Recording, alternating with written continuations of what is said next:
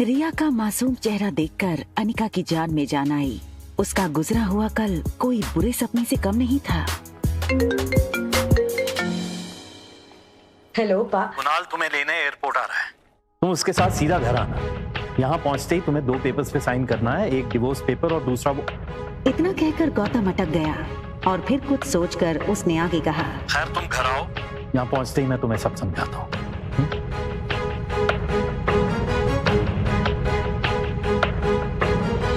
इन 6 सालों में कुणाल भी काफी बदल चुका था। अब वो एक कॉलेज स्टूडेंट नहीं रहा था, बल्कि एक बिजनेसमैन था। आज तक इस दुनिया में किसी भी इंसान को अपने डिवोर्स पे इतनी खुशी नहीं हुई होगी जितनी खुशी मुझे हो रही है आज। कैसे भी करके आज इस मोटी से ना अपने डिवोर्स पेपर पे साइन तो करवा लूंगा। आप फिक्र मत कीजिए सर, आज मैं सुबह सुबह माता के दर्शन करके निकला हूँ और मैंने भगवान से प्रार्थना की है कि आज आपकी हर मनोकामना पूरी हो। आप चिंता मत कीजिए, आज आपके पेपर साइन हो ही जाएंगे। अच्छा सुन, जब जब मैं उस मोटी को देखता हूं ना, मेरा मूड ऑफ हो जाता है। आज मेरा मूड अच्छा है और दिन भी, तो अपना मूड ऑफ नहीं करना चाहता हूं मैं। एक काम करता हूं, घूम के खड़ा हो जाता हूं मैं। भले उसने तुझे नहीं देखा है, तेरे हाथ में जब ये बोर्ड देखेगी तो तेरे पास खुद ब खुद चली आएगी। सीधा कर ले बोर्ड को।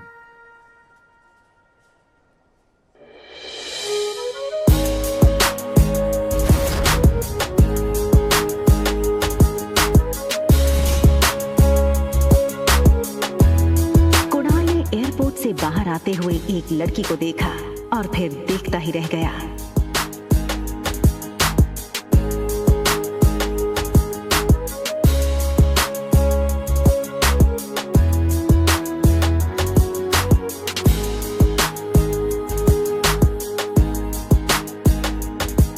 कुणाल बिना वक्त गवाए इस लड़की के सामने आकर खड़ा हो गया।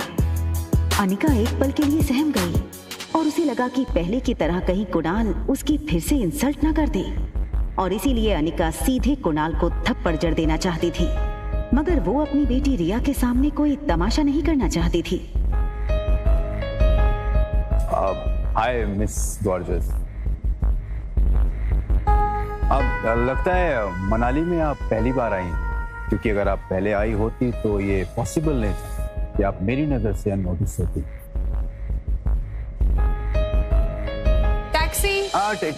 टैक्सी की क्या जरूरत है? आप कहिए, जहां कहिए वहां मैं आपको ड्रॉप कर सकता हूं अपनी कार से। इफ यू अरे ये छोटी सी गुड़िया कौन है? हाँ, लगता है ये आपकी छोटी बहन है।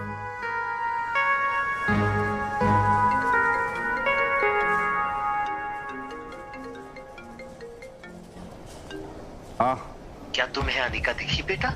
ना दिखने के लिए आपकी बेटी कोई सुई तो है नहीं जो वो दिखेगी नहीं। जब आएगी तो सिर्फ वही तो दिखेगी, या ये कहूं कि जब वो आएगी तो उसके पीछे के लोग भी नहीं दिखेंगे। तो दिखेगी तो बता दूंगा। रखिए। टैक्सी।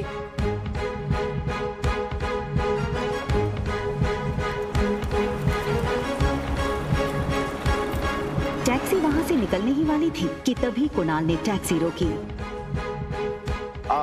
मैम, अगर आप बेंगलुरु की फ्लाइट लेकर के आ रही हैं तो क्या आपने उस फ्लाइट में एक बहुत ही भद्दी और मोटी लड़की को देखा क्या? एक्चुअली वो ना 6 साल पहले 120 किलो की थी। तो पक्की बात डबल सेंचुरी मार चुकी होगी। आपने नहीं देखा? आप अपना नाम तो बता दीजिए। ये सुनकर अनिका ने बिना किसी भी हाव भाव से धीरे से कहा, अनिका गुलेरिया।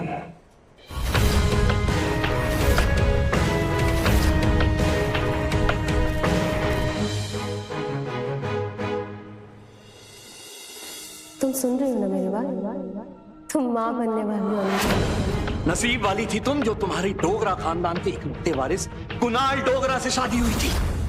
देखो इस बेशरम को कैसे खड़ी है, शादी के फेरे लेते वक्त किसी और का पाप लेकर के खड़ी थी पेट में।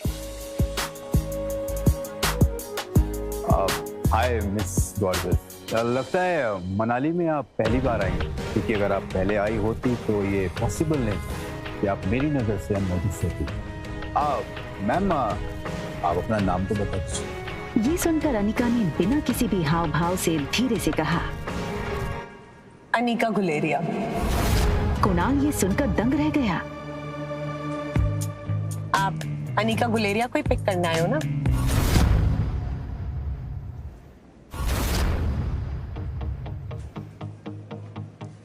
अरे वो उस मोटी को तो मैं टैक्सी में भेज दूंगा।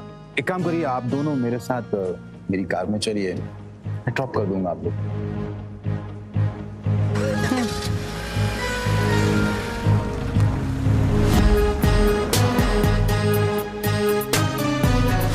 फटाफट इस टैक्सी के पीछे जाकर मैडम का पीछा कर, जाकर के देख मैडम किस होटल में रुकी। ध्यान रहे, हाँ? कोई भी तुझ पे शक ना करे। चल भाग, फटाफट भाग।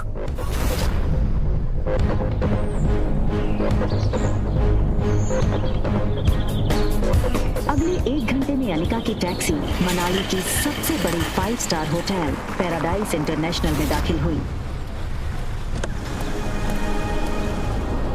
रुकिए। लेकिन उसका पीछा कर रहे राजू को होटल के मेन गेट पर ही रोक दिया।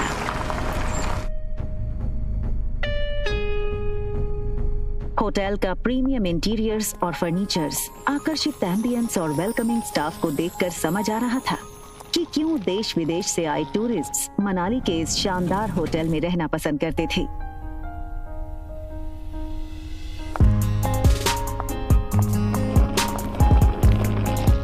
पे 2 ही रूम्स हैं। जी मैम, इस टॉप फ्लोर पे सिर्फ 2 ही लग्जरी अपार्टमेंट्स हैं। एक आपका और दूसरा हमारे होटल के मालिक रोहित मारवा सर का है। प्रेसिडेंशियल स्वीट एक काफी लग्जूरियस अपार्टमेंट था। ये प्रेसिडेंशियल स्वीट हर कोई अफोर्ड नहीं कर सकता था, मगर world famous neuro surgeon doctor Amrita उर्फ अनिका को इससे क्या फर्क पड़ने वाला था। तुम चेंज करो, मैं आ रही।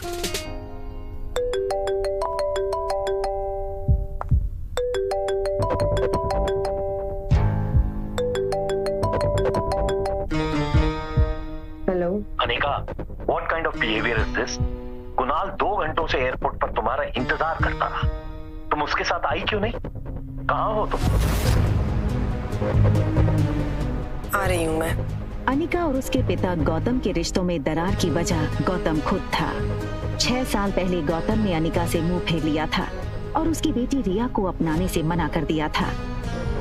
इन 6 सालों में गौतम ने कभी भी अनिका को याद नहीं किया और आज उससे डिवोर्स पेपर साइन करने के लिए बार बार कॉल किए जा रहे हैं। लेकिन डिवोर्स पेपर के साथ साथ गौतम अनिका से कुछ और भी चाहता था। लेकिन क्या? तभी अनिका के फोन पर उसकी असिस्टेंट राजलक्ष्मी का फोन आया। हेलो मैडम, आशा करती हूँ आपकी फ्लाइट सेफ और कंफर्टेबल रही होगी और आपकी नींद भी पूरी हुई होगी। अब ये बताओ, एक्टिंग करने के लिए फोन किया या कोई नई बात बताने के लिए? अरे फिर से वो बिजनेस टाइप पर रोहित मारवा का मेल आया था। वो अपनी दादी माँ का इलाज देश की सबसे बड़े न्यूरो सर्जन डॉक्टर अमृता यानी आपसे करवाना चाहता है। इस वक्त तो मनाली में ही है, आप भी मनाली में, तो मैंने सोचा क्या मैं अपॉइंटमेंट फिक्स कर दूं? नहीं नहीं, बिल्कुल नहीं। ये बड़े लोग अपने बड़े बुजुर्गों की चिंता का सिर्फ ढोंग करते हैं। इनका असली मकसद ना कुछ और ही होता है। बड़े बुजुर्गों की प्रॉपर्टी, उनका बिजनेस और पता नहीं क्या क्या। हमें इनसे दूरी रहना चाहिए। Okay, as you wish. वैसे एक बात बता दूं, मैंने सुना है कि रोहित मारवा की पर्सनालिटी काफी डैशिंग है। टॉल, डार्क, हैंडसम और इतनी कम उम्र में इतना बड़ा बिजनेस टाइकून। और अगर लाइफ में थोड़ा रोमांस आ ही जाता है तो इसमें क्या नुकसान है? रोहित का फोटो भेजो। अगर ऐसा ही है तो एक काम करो, तुम ही उसे डॉक्टर अमृता बनकर मिल लो। कि डॉक्टर अमृता के चेहरे को यहाँ कोई नहीं जानता। यहाँ मैं सिर्फ अनिका गुलेरिया हूँ। ठीक है, रोहित की फोटो भेजूंगी, एक बार देख लेना।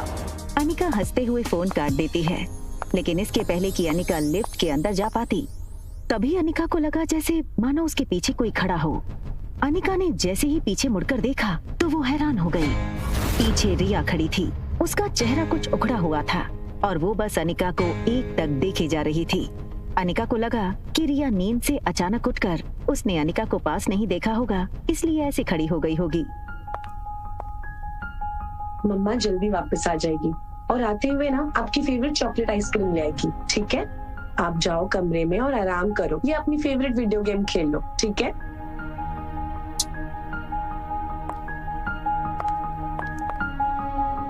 सीधा कमरे में ही जाना, ओके?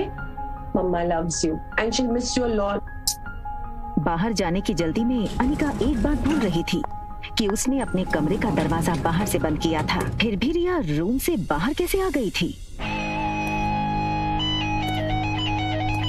तभी एक टॉल और हैंडसम आदमी होटल के टॉप फ्लोर के कॉरिडोर में तेजी से चलता हुआ आता है। ये आदमी था मारवा इंडस्ट्रीज का सीईओ रोहित मारवा।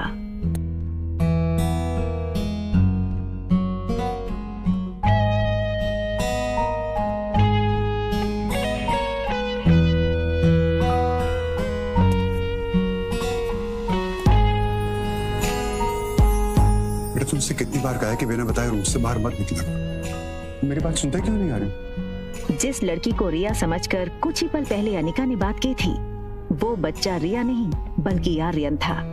रोहित मारवा का इकलौता बेटा आर्यन, मारवा इंडस्ट्रीज का इकलौता वारिस। और इन सब में सबसे मजेदार बात ये थी कि रोहित का बेटा आर्यन और अनिका की बेटी रिया दोनों की शक्लें एक दूसरे से हूबहू मिलती जुलती थीं और रिया अभी भी अनिका के कमरे में सो रही थी। तुम्हारा ध्यान कहाँ है आर्यन? मैं तुमसे बात कर रहा हूँ, चलो अंदर। मुझे चॉकलेट आइसक्रीम चाहिए। ये सुनकर रोहित थोड़ा हैरान हो गया। हमेशा गुमसुम और गुपचुप रहने वाला आर्यन का बर्ताव आज रोहित को कुछ अजीब लग रहा था।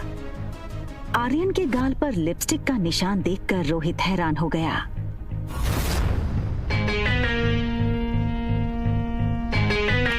रोहित ने तुरंत सिक्योरिटी चीफ को फोन करके उसके रूम के बाहर का सीसीटीवी फुटेज तुरंत मंगवाया।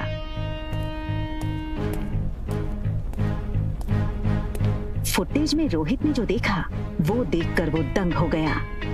आर्यन एक ऐसा बच्चा था जो किसी अजनबी से तो दूर बल्कि रिश्तेदारों से भी ज्यादा बात नहीं करता था। ना ही उसके पापा के अलावा किसी के साथ मिक्स होता था। लेकिन सीसीटीवी में आर्यन ने एक बिल्कुल अजनबी औरत को अपने पास आने दिया, यहाँ तक कि उसे किस भी करने दिया। ये बात रोहित को बड़ी अजीब लगी। दूसरी तरफ अनिका गुलेरिया हाउस पहुंच गई थी। गुलेरिया हाउस उसका अपना घर। कामिनी यानी अनिका की सौतेली छोटी बहन, उसी के बर्थडे की पार्टी चल रही थी।